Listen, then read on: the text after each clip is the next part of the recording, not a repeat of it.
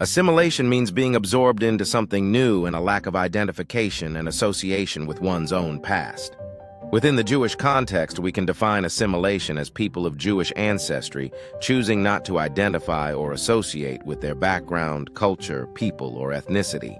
Needless to say, this also includes a complete divorce from any positive involvements with religious or political causes that maintains the continuity of such a Jewish identity and association for future generations.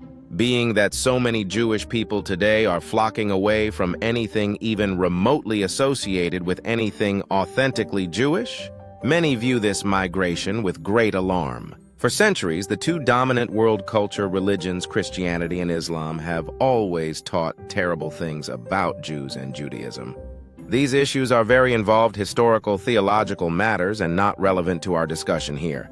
Nonetheless, these same hostile theological teachings have laid the foundation of the relationship that Jews have had with their Christian and Muslim neighbors for centuries. Regardless of any good periods over the centuries, time has proven them to only be temporary. Underlying these great world cultures exists their subtle and sometimes overt dislike and mistrust of anyone and anything Jewish.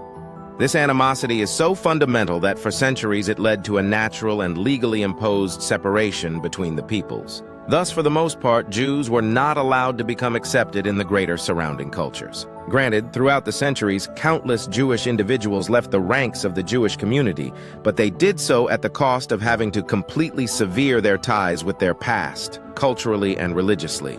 In many cases, they even gave up any further ties with their own families. The surrounding dominant cultures would not have it any other way. In many instances today, this has not changed. Historically, upon embracing their new cultures, many of these same ex-Jewish compatriots actually became the greatest and most zealous proponents of their newly adopted cultures. These ex-Jewish compatriots often became leaders of movements that sought to force their ex-fellows away from their Jewish roots. The famous founder of the insidious Spanish Inquisition, Thomas Torquemada, was one of these Jewish converts who felt that he had to zealously convince his old brethren of his newfound faith. There are still many like him today who, following in his footsteps, reject their Jewish origins and become proponents of anti-Semitism.